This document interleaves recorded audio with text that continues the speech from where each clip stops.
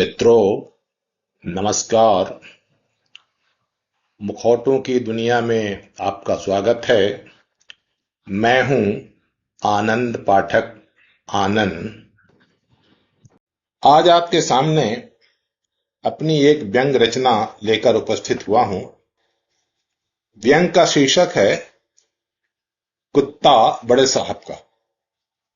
तो लीजिए, आप भी सुनिए, आनंद उठाइए और आशीर्वाद दीजिए। तो प्रस्तुत है व्यंग कुत्ता बड़े साहब का। लीजिए सुने। वो बड़े साहब हैं, बड़ी सी कोठी, बड़ी सी गाड़ी, बड़ा सा मकान, बड़ा सा गेट और गेट पर लटका हुआ बड़ा सा पट्टा। बी अवेयर ऑफ डॉग, कुत्ते से सावधान।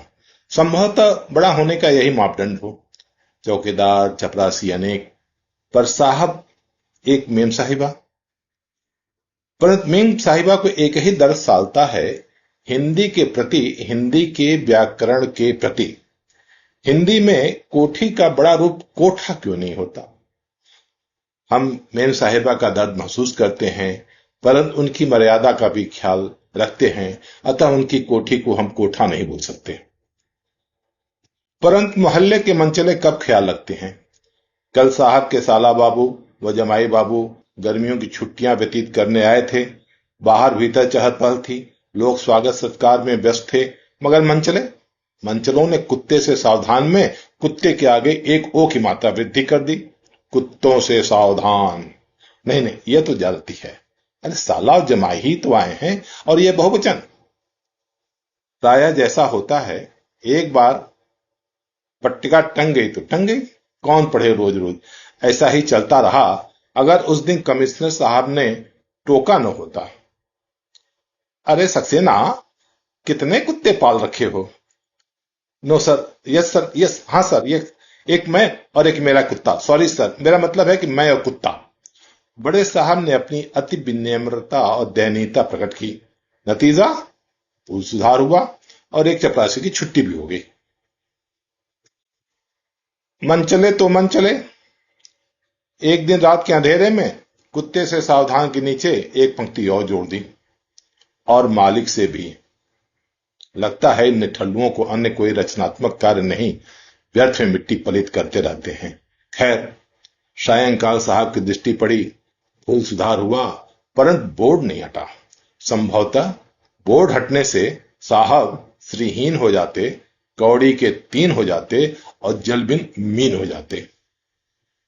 साहब ने नीचे की पंक्ति क्यों मिटवाई। आजकल तो सेशन को बुलडॉग एल्सीशियन क्या क्या नहीं बोलते हैं लोग। जितना बड़ा पद उतना बड़ा विशेषण, उतनी बड़ी नस्ल। और एक हम हैं कि हमें कोई सड़क का कुत्ता, देसी कुत्ता, खौराहा कुत्ता भी नहीं कहता। इस जन्म में तो सेशन बनने से रहा। लगता है यही दर्द लिए ही इस दुनिया से जय श्री राम जय हिंद कर जाऊंगा।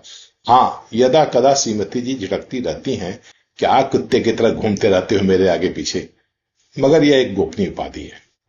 साहब लोग में कुत्ते होते हैं बड़े विचित्र, विकसित मेधा शक्ति के। आदमी पहचानते हैं, सूटकेस पहचानते हैं, ब्रीफकेस पहचानते हैं। यदा कदा साहब की कोठी पर आगंतुक सेठ साहूकारों की अंटी व अंटी का वजन भी जानते हैं। कहते हैं उनकी घ्राण शक्ति अति तीव्र होती है, बड़े साहब से भी तेज। आप अंदर दाखिल हुए नहीं कि वह तुरंत दौड़कर आपके समीप आएगा, आपको सूंघेगा, अंटी सूंघेगा, सूटकेस सूंघेगा। माल ठीक हुआ तो तुरंत आपके श्री चरणों में लोटपोट हो जाएगा, कूं कूं कूं कूं करने लगेगा, पूंछ हिलाने लगेगा। कभी दौड़कर साहब के पास जाएगा, कभी आपके पास आएगा, और बरामदे में बैठा साहब संकेत समझ जाएगा। खग जाने खग की भाषा। आइए आइए, इतना भारी सूटकेस उठाने का कष्ट क्यों किया आपने, कह दिया होता तो। और साहब बड़े सम्मान व प्रेम से आपको सीधे शयन कक्ष तक ले जाएंगे। उस दिन हम भी साहब की कोठी पर गए थे। व्यक्तिगत समस्या थी, स्थानांतरण रुकवाने हेतु प्रार्थना पत्र देना था। प्रार्थना पत्र हाथ में था, सोचा प्रार्थना करेंगे, साहब दयालु हैं, संभवतः कृपा कर दें। सहमते सहमते कोठी के अंदर दाखिल हुआ। बुलडॉग साहब दौड़कर आए, आगे पीछे घूमे, कुछ अवलोकन किया, कुछ सूंघा कि अचानक जोर से भौंकना शुरू कर दिए। संभवतः संकेत मिल गया, मैं विस्मित हो गया।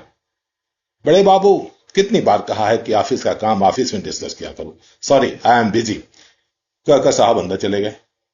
सर सर, मैं लगभग गुंगियाता धक्के खाकर फेंके जाने की स्थिति में आ गया। काश मेरे पास भी ब्रीफकेस होता। मन आहत हो गया। कुत्ते ने क्या संकेत दिया? वो बड़े साहब हैं तो क्या हुआ, हम भी बड़े बाबू हैं, दो चार लोग हमारे भी अधीनस्थ हैं। अतः मैंने भी एक कुत्ता पाल लिया, बिल्कुल शुद्ध भारतीय नस्ल का स्वदेशी, देश की माटी से जुड़ा, अपनी जमीन का, अपने ही परिवेश, अपनी ही संस्कृति का कुत्ता पाला। कम से कम उचित संकेत तो देगा। उस दिन एक पार्टी क्लाइंट आई थी, कुछ सरकारी कार्य करवाना था, फाइल रुकी थी, बढ़वाना था।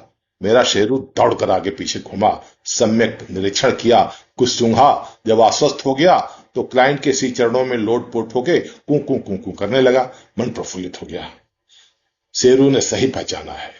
मैं अविलंब उसे अपने बैठक कक्ष में ले गया, स्वागत भाव आतिथ्य सत्कार किया, चाय पानी नाश्ता नमकीन मिठाई प्रस्तुत किया, उसका कार्य समझा, आश्वासन दिया और बदले में वो जाते जाते एक लिफाफा थमा गया। पत्रम पुष्पम है बच्चों के लिए, इसकी क्या जरूरत थी। मैंने विनम्रता पूर्वक ससंकोच लिफाफा ग्रहण कर लिया। जल्दी जल्दी विदा कर लिफाफा खोला, देखा 5-5 के 5 नोट। साला काइया, 30 रुपए की तो मिठाई नमकीन खा गया या। और यह साला शेरू, कुत्ते की औलाद, देसी नस्ल, साला गवई का गवई रह गया। पार्टी भी ठीक से नहीं पहचानता है। लात मार कर भगा दिया उस दिन उसे। अगले दिन साहब ने अपने कार्यालय कक्ष में मुझे बुलाया और बोले, बड़े बाबू, सुना है तुमने भी एक कुत्ता पाल रखा है। बड़े साहब ने चश्मों के ऊपर से देखकर एक कुटिल और व्यंग्यात्मक मुस्कान उड़ेलते हुए कहा, नो सर, यस सर, हाँ सर। मैंने लगभग घिंघियाते हुए कहा, सर कल शाम ही उसे लात मार के भगा दिया। गवई नस्ल का था, साला क्लाइंट भी ठीक से नहीं पहचानता था सर। करने को क्लर्की और शव का सिराना, बड़े साहब ने कहा। खैर जनाब, कुत्ता पालने का अधिकार तो बड़े साहब लोगों को है। जब तक पद है, कुर्सी है, तब तक कुत्ते की आवश्यकता है। जानवर की शक्ल में हो या आदमी की शक्ल में हो, चमचे की शक्ल में हो या दलाल की शक्ल में हो, क्लाइंट पहचानना है। इसलिए आज भी बोर्ड टंगा है, कुत्ते से सावधान, कुत्ते से सावधान। धन्यवाद। वीडियो को लाइक और सब्सक्राइब जरूर करें, शेयर भी करें। धन्यवाद।